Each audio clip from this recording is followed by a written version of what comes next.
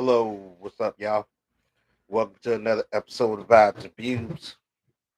I'm your host, C Real. Sit back, relax, strap on your seatbelt, and let's go on another ride. Like I always say, I will be keeping it real, as I always do, and you count on me for that, buddy. All I can do is be me and keep it 100. So, last week I talked about the holidays and what the meanings of those were, and I hope some of you really listened to what I was saying and did your own research as well to see that I wasn't just saying things just to be saying them, that these were actually true and based on facts. So I'm glad I could put some of that stuff out there to help some people understand a little bit more about those holidays that we celebrate and that we love so much. That being said, I guess I'm about to dive into today's show. So today we're gonna switch it up a little bit. Today I want to touch a little bit on voting and how important it is for you, especially as Black people, people of color, people that's been put down, poor people, even the poor white people wasn't allowed to vote at one time because you had to pay a poll tax. So you were either gonna feed your family or you was going to pay this poll tax that allowed you to vote. And what you need to understand is when you are kept from voting, you are essentially silenced. It's like you don't matter because they know in reality that your vote really does matter. But that was just another way of controlling the narrative.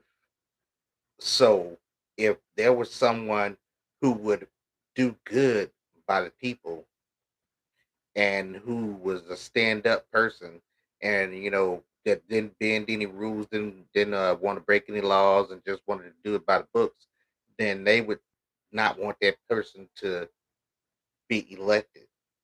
So what they would do was they would hinder people from voting, and a lot of people died because, especially Black people, because of the voting. That's why I said it's so important to vote because you don't know what people went through in order for you to have that right to vote. A lot of people died, a lot of people was hurt, a lot of people were killed for you to be able to go out and vote. And a lot of people, especially Black people, say I don't vote because it's not going to matter anyway. Wrong.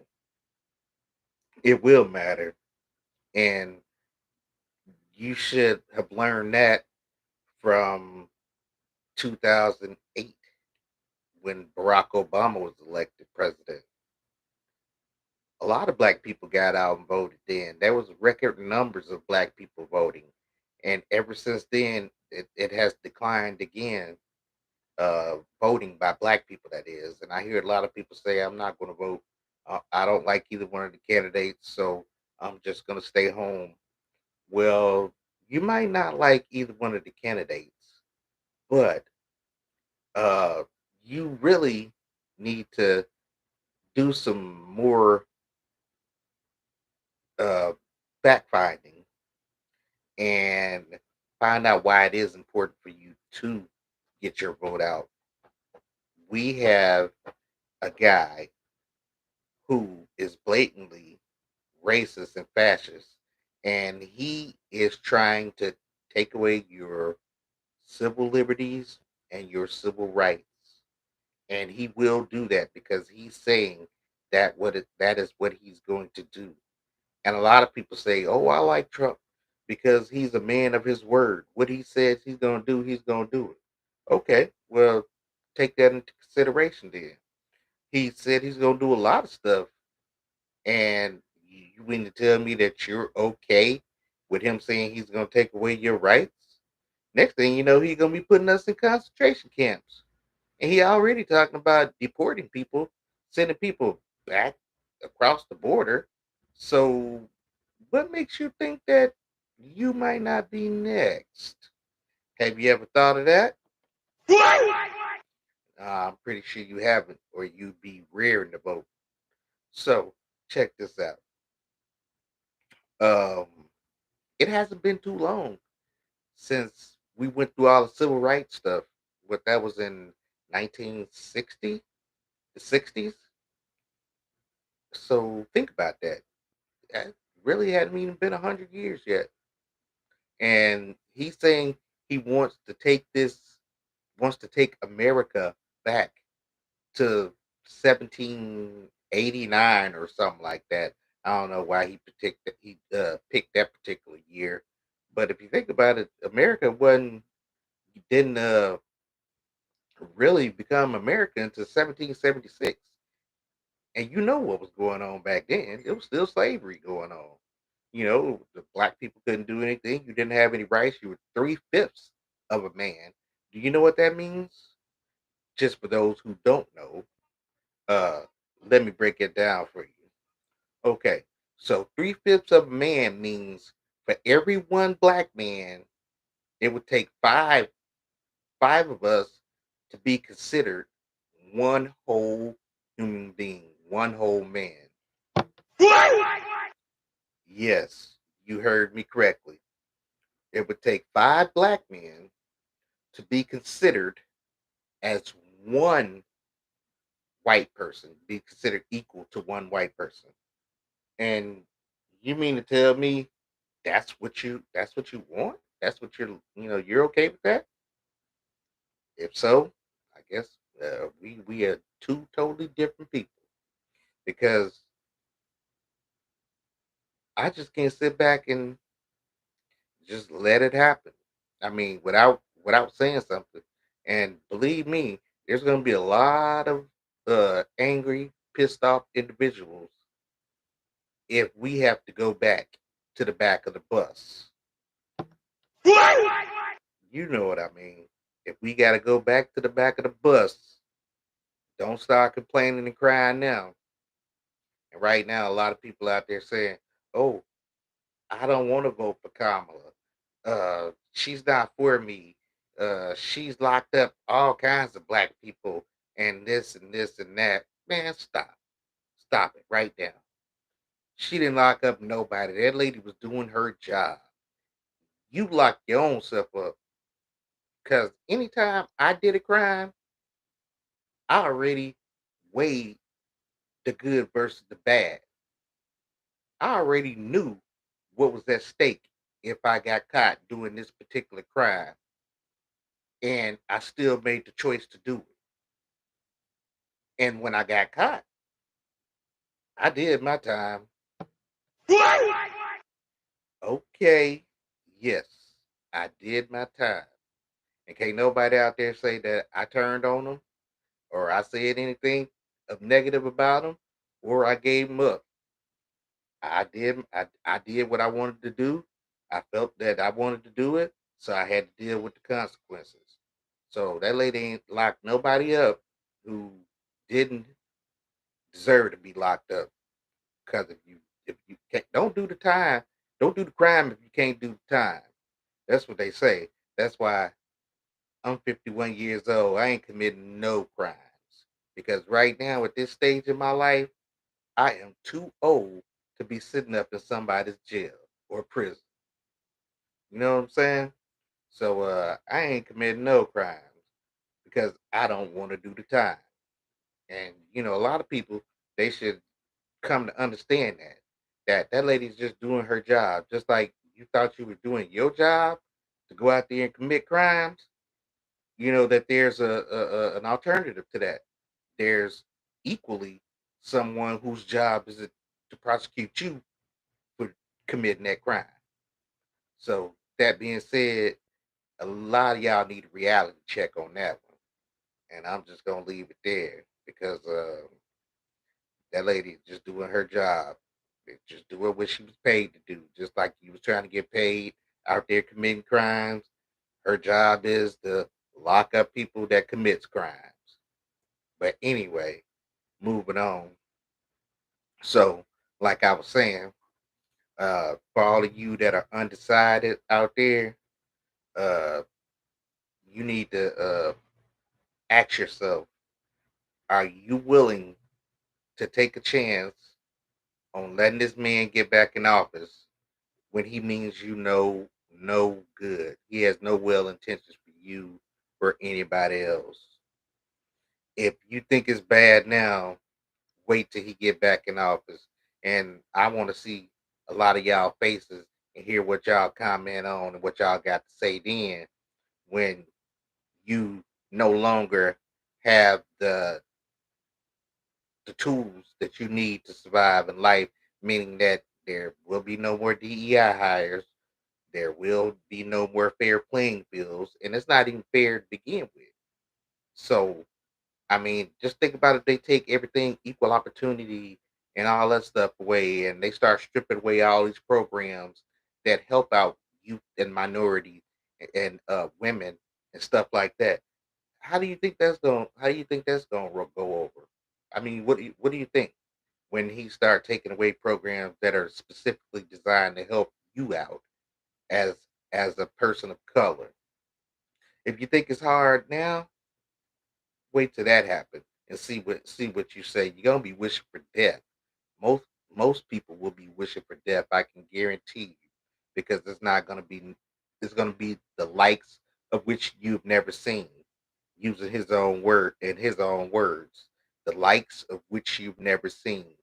We will be in a state in a period of time where things we've never thought or imagined that we would see would be taking place and unfolding right in front of our eyes.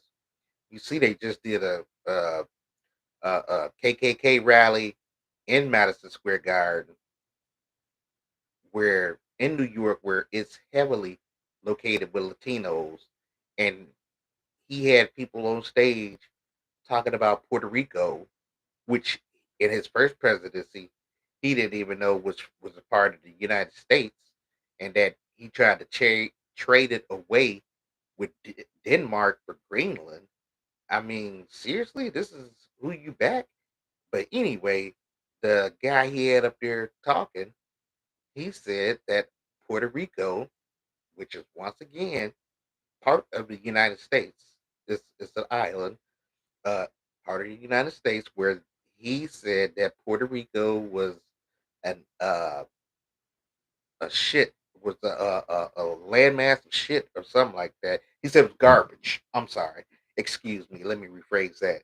He said we have a floating pile of garbage out there in the ocean right now, and I think it's called Puerto Rico. His words, not mine. And this is who you follow. Also, during that same conversation, now I saw this myself, so this ain't nothing I'm making up. This ain't nothing I'm just saying. I heard. I saw the actual footage, and this guy was talking about. He went down there. He was talking about all of the usual stuff that the the maggots talk about.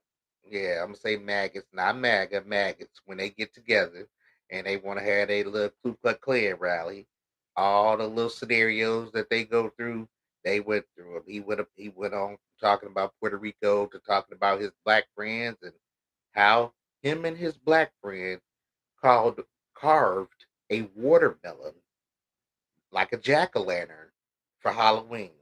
But the thing is, they said black people all they like is watermelon and chicken. So I guess he felt it appropriate, seeing that Halloween was coming up, to say that they carved watermelon as a jack o' lantern. And this is who he has in his rallies.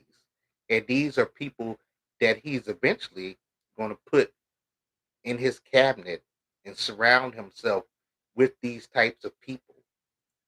And they've already been having these think tanks to try to dismantle anything that will help out people of color. So, that being said, you make your own choice.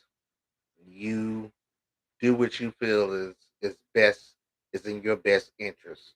But I would advise you to get up, get out, and vote.